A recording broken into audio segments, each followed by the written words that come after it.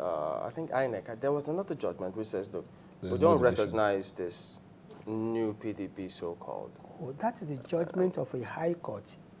A high court judgment and another high court have, the same jurisdiction. And until a matter is settled at the level of Supreme Court, it does not become law.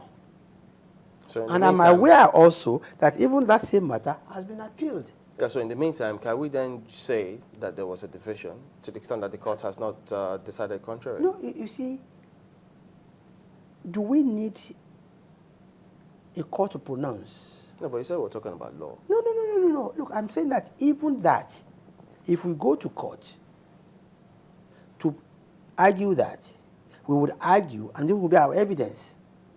But the matter in court, in this particular instance, was the issue of whether leadership of the House can be changed or not. So at the moment, it cannot. Yes. And you see, this argument has even become academic. Why? In the sense that by the time this matter went to court, the APC had a temporary majority in the House, which they've since lost. And this is why this whole thing becomes a bit, even more fundamental. Whether APC has a majority or not, the House should be left alone to decide its leadership. Now, are we now saying that now that the PDP has regained its majority, this is the beauty of the law, which means even now, the PDP, if they so wish, they cannot even change leadership of the House. Why? Has it changed initially? It didn't change, did it? No, don't you understand? Okay, you mean as it is now? Yeah, as it They is. cannot- As it is now, this matter, the plaintiff is the PDP. The defendants are the National Assembly and the principal officers. With this judgment of yesterday, it means that the House cannot even change anybody. If the House today wants to change its majority leader, wants to change his chief whip. No, were they not referring to the defecting lawmakers from changing? Wasn't it the basis upon which they went to court? If they hadn't defected with that slim upper hand at the time, would they have gone to court? No, precisely that. And we are saying that, you see, our argument in the court was that it's not for the court to decide how the National Assembly will determine its leadership. That is not a matter for the court to decide. That is a constitutional issue, and that the House has the right any time to reshuffle its leadership as it also wishes. Now, look at this judgment now. The judgment now says it restrains the National Assembly first before the defecting National Assembly legislators. or the House of Reps? Sorry, House of Reps first. Okay. Before the defecting legislators. Which means even today, if PDP has a majority and now feels like it's now uncomfortable with the Speaker or the Chief Whip, with this ruling, it cannot change it. Was that matter before then? Because I thought it was those defecting lawmakers from participating in any vote that will lead to the change in the leadership of the House, not the non-defecting There are lawmakers. three orders. The first order is restraining the House of Representatives from any leadership change. The second order was to restraining those 37 defecting defecting legislators from participating in any motion, debate leading to the leadership change in the House. But I'm saying with that ruling, you can see now how the working of the House of Reps has been hamstrung. Yeah, but that judgment, the first part of the order was not in isolation, because the court couldn't have just said, don't change the leadership without the other one. So those who think that... Don't you understand what I'm saying, sir? You don't seem to understand. No, Let me I tell do you. understand what you're saying. I'm saying there are three orders. The first order is that House of Representatives cannot effect leadership change. On what basis? No, that is the order. Ask the I'm judge. saying because of the defecting, for the purposes of the defecting lawmakers, participating in that in the voting. No, I'm saying, that, do you have the orders? I have the orders. We do too. Okay, read the orders. No, but from Read the what you're orders. saying now is that the court says don't change, and you say the interpretation of that is you can't change for any reason. No, of course that's what it means. That's what it means. Precisely that's what it means. So those defecting lawmakers now. So you're saying You if see, the there, PDP, you know this. You see, there are three orders. The first is against the House of Representatives. You can't change your leadership. The second is second and third is peculiar to the defecting legislators that they cannot participate in any motion or debate that will lead to leadership change. so what you're saying, if I get it right, is for the PDP who went to court. So it means that the court will also tell them, by virtue of this judgment that you cannot initiate a change. No, that's exactly what the court, leadership. that's exactly what I'm saying, that by that judgment, even the PDP today cannot make any change. But how does it work? Because can I go to court against a judgment for the opposing party and then by reason of that judgment it goes against me who went to I'm court? saying How by does the that work out? time they went to court, the APC had majority in the House.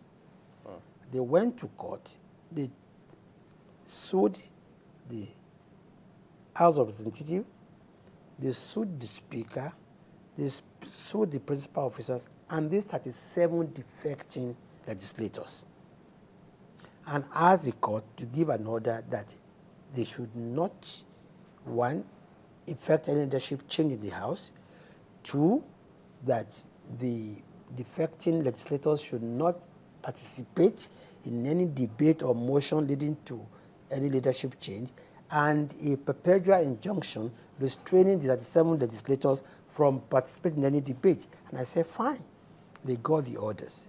But I'm now saying that with that order now, not even the PD, it means the whole House of Representatives cannot effect a change, irrespective of who is in the majority or in the minority. So if the PDP So it becomes says tomorrow that, okay, now, and that we've gotten this point, I think they've appealed already. So yes, they can't do anything yet. We appealed.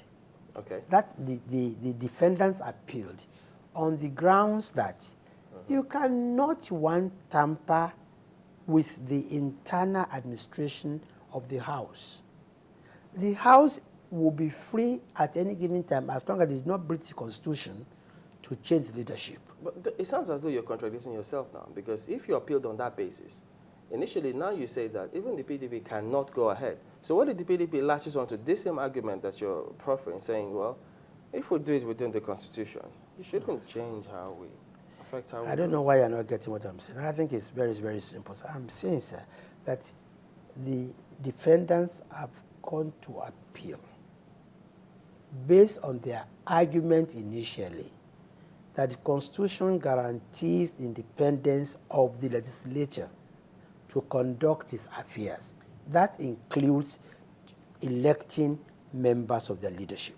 The argument of my colleague is that that automatically proves the point or helps the case of the PDP, which is currently in leadership. That They're currently majority in the House. I mean, if as at now, you're saying that the order of the court, which I haven't been able to find here, is that the House cannot change its leadership as it stands. That's saying, I mean, by extension, saying that the PDP, as it stands now, cannot change its own leadership, even as it stands currently. Then if you go to court to appeal that particular case, you're also helping the case of the PDP, which is the majority in the House. If they want to change the leadership. Not in the least. Our position is about the independence of the National Assembly. Our position is about the independence of the House of Reps as a distinct arm of government to choose its own leaders and run its own affairs. And it's consistent with our defense at the lower court. Two, we are appealing against the perpetual injunction restraining those legislators from participating in any motion or debate, because that negates the very essence of their being elected to the House in the first instance. No, Wasn't it in relation to the leadership change, not lawmaking? Not just lawmaking, exactly.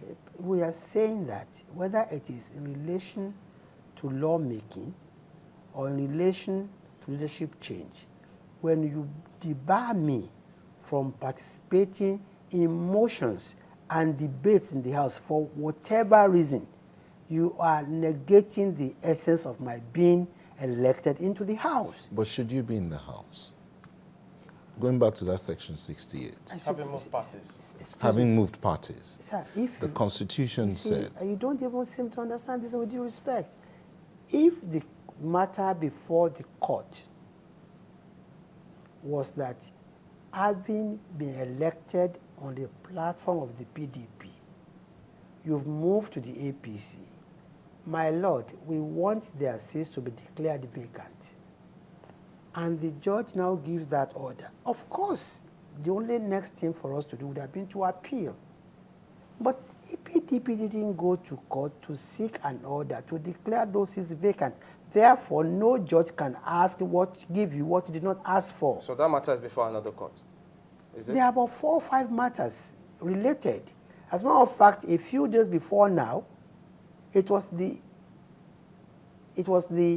same defecting legislators that went to court seeking an order preventing their seats from being declared vacant. Okay. And the judge there said the matter was live because it has been referred to the Court of Appeal for we call it case stated.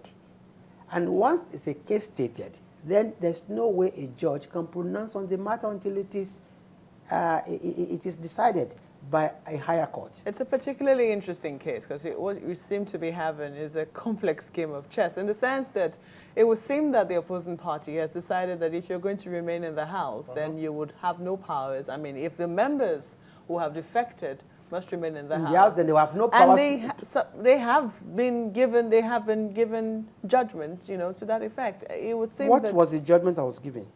Well, if they will not be able to effect leadership change. Yeah, exactly. Yes. That is one of them. You're also saying that, I mean, even though from what we read, it would seem that they are also allowed to, participate in other matters affecting, lawmaking, but they're not allowed to, I mean, but how much power really has been taken away from them?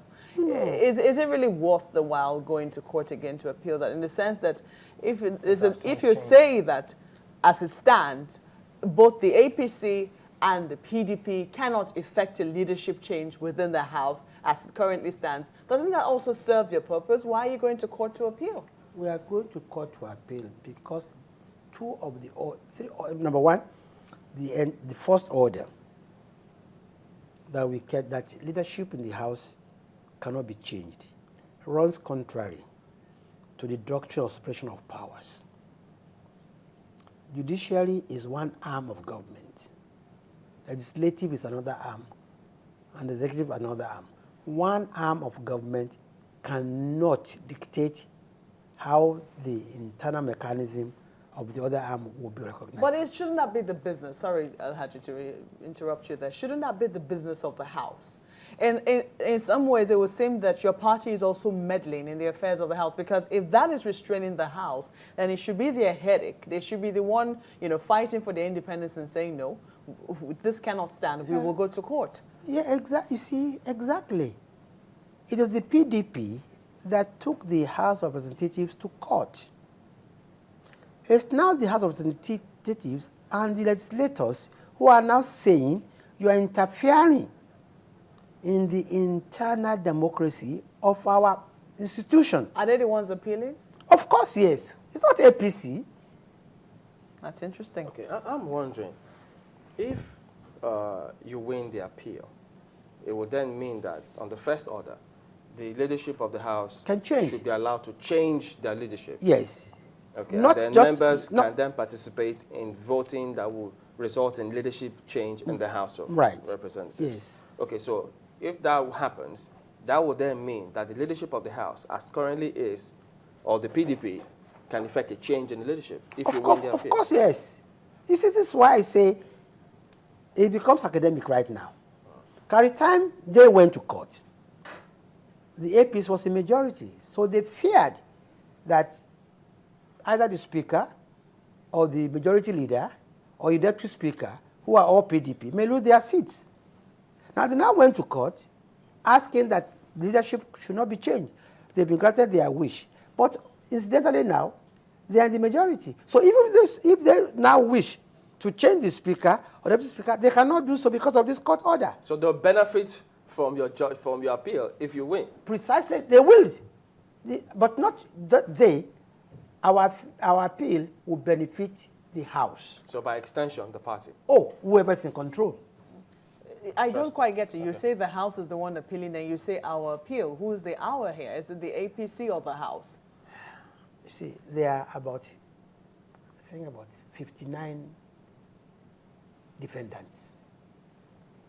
The House of Representatives is a defendant. The Speaker is a defendant. All the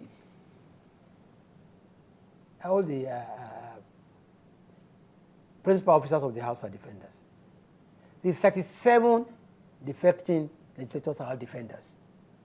So when I say we, I'm talking about those APC, those defecting legislators who are today APC. Do you understand? Do you understand what I'm saying? Mm-hmm. All right. I think it's the House of Representatives plus 49 others or 59 others. So it is not just about APC. The only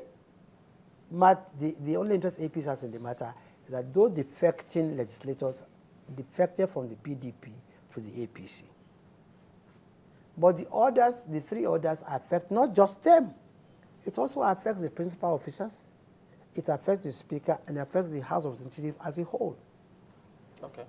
Lai Mohammed is the Interim National Publicity Secretary of the APC. Thank you for coming on this morning. Thank you very much. Okay, time to flip over for the headline news. Melinda Akinlame is standing by with that one. Go ahead, please.